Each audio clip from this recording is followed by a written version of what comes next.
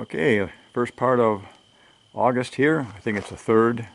It's a Sunday. Really got a nice evening. Absolutely calm, no wind. Had a relative stop by and dropped off a bag of stuff for me to check out here. I think he wanted me to shoot it and see how it goes. So let's take a look and see what he's got in here. Okay, some pellets. These are, I think, .177. And here's another container. He's got some bullets of some sort in here. It says Colt Peacemaker. Let's dig a little further in the box here and see what we can find. Got some funnels. Must have been on a shopping trip. And here's a target of some sort. It's been shot. What else we got? Okay. Oh, we've got some. Oh, wow. Here we got a Air Power to the People. It says Crossman. Got a whole bunch of CO2 cartridges. I guess that kind of tells us what's coming up next here.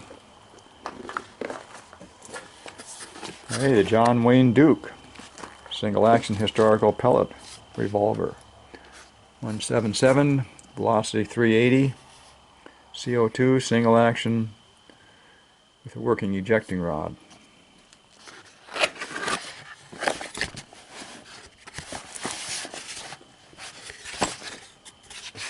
Okay, let's keep that box lid open. There we go. Some of this stuff out of our way. I think what he mentioned is he'd like me to check out how this shoots and maybe even compare it to kind of the real thing over here. So let's get this out of the box. Now, I'm not sure the company that makes these. It says something which I can't pronounce. Colt single action 45 Peacemaker CO2 airgun caliber. Owner's manual. USA.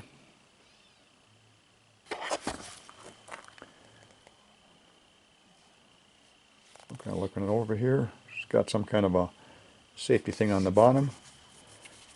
Looks right now and feels just like a single action. The grip is a little larger, and I think the reason for that is you have to have a CO2 cartridge someplace. And that's going in the base here. Let's see how we can check this out and see if he's got a cartridge in there first or not, or I mean a cartridge, CO2 cartridge. Let's set the camera down for a second. Now we have these 6 all out here, and that means we're totally empty and we can actually try this gun. Okay, let's try it down here on a weed or something and see. Okay, so he has a CO2 cartridge in here, and if I load some pellets in the end of these things, I can get her shot before the shadows reach over onto our target. Now, I checked, and I believe this RWS 177 are more expensive than the field ones here. So I think I'm going to do is shoot these and see if I kind of a group I can get with these. Probably be the best of the two, and if time is short, which it is right now, I want to try the best ones in here. See what kind of a group we can get out here at about 21 yards, if it'll even be on paper. What do you think about that, Cat? I think I would not go over there and check out that backstop for mice. Might not be the thing to do. Anyway, let's get this loaded up and see if we can get 6, 8, or 10, 12 shots fired down here 21 yards and see if we can keep them on the paper. Okay, loading these is pretty straightforward. You just take your pellet out, make sure you got the correct end, and then that just slides into the hole in the back of these things.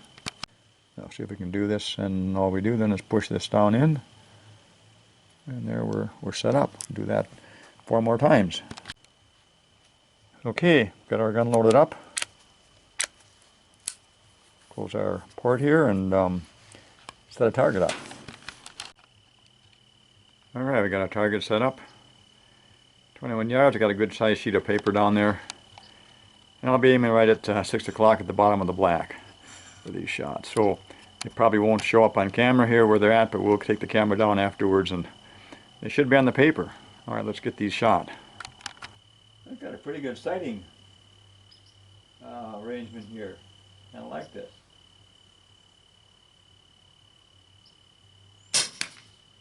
Trigger pull has a bit of a creak to it, but not hard at all. So I'm gonna, that's a hole down there about 5 o'clock.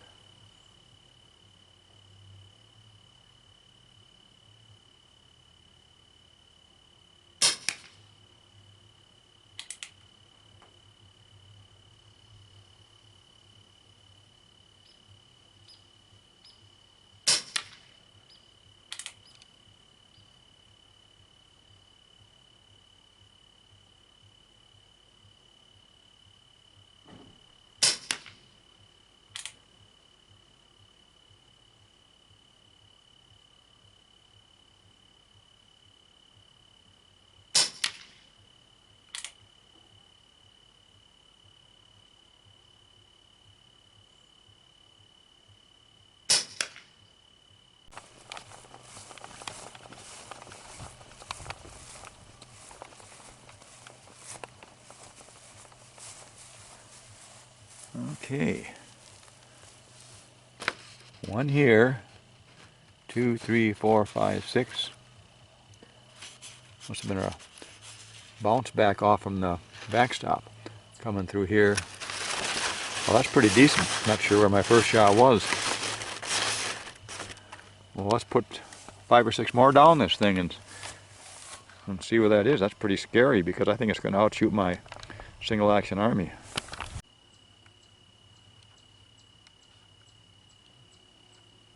Yeah, there's our next ones. I think I didn't turn the camera on when I was shooting those. Well, let's try this one more time and just have time to have the camera on. The CO2 cartridge, I'm not sure how long that's been in there, but it might be starting to get low on funds. So that may be why that last group of 5, or I should say 6 shots was considerably lower by 2 or 3 inches than our first group.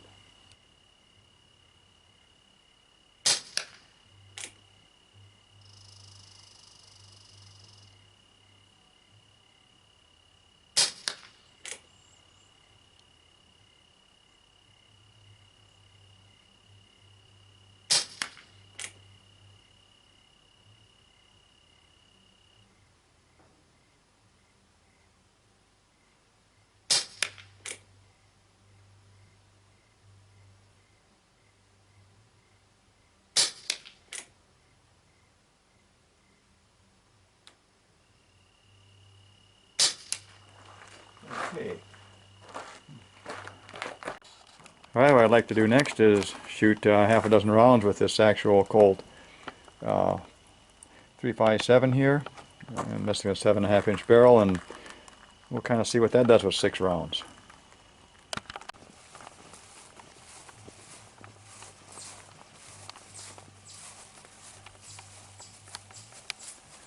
Alright, here's our Colt 38 or 357 shooting a 38 velocity and speed bullet, and here's the group that we shot with our pellet gun. But you know, I'm thinking our first 5 shots, 1, 2, 3, 4, 5, or maybe 6 were like right in here. I think there was that many, and then we continued to shoot, and we were shooting lower here.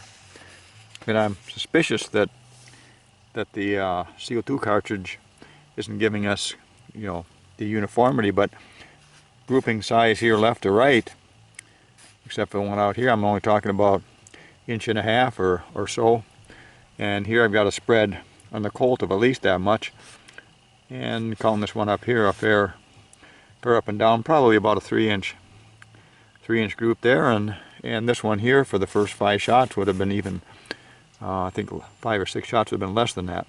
And then my next groupings were down in here, and again I think maybe our CO2 cartridge was changing a little bit in terms of what it's got in it.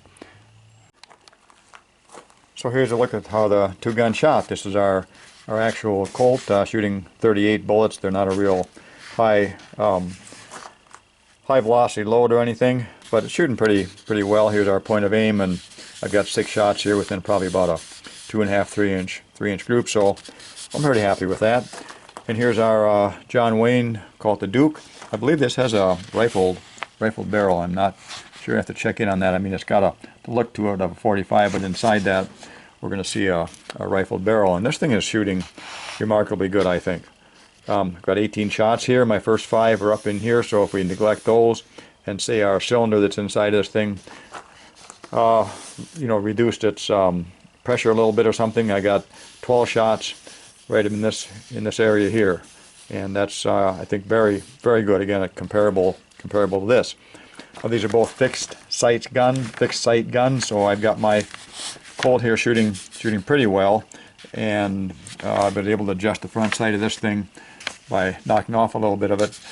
But on this one here, we got a similar situation going on because this is a fixed sight gun, and if you want to bring this group over to the left here, there's no real easy way of doing that. We can widen out that sight here in the back. I think I might want to do that a little bit to the left if I was going to recommend what to do here. Otherwise, as far as shooting up here goes, since these are pretty much of a fixed velocity or fixed pressure gun, I think we're not going to be able to do too much with that. We might be able to change the weight of the pellet that we're shooting in this. We were shooting the 177s here in a 7 grain. We went to an 8.4. My guess would be it'll be shooting a little bit lower. Not sure how these guns work as far as their recoil goes, because I think recoil isn't too much of a factor on the guns.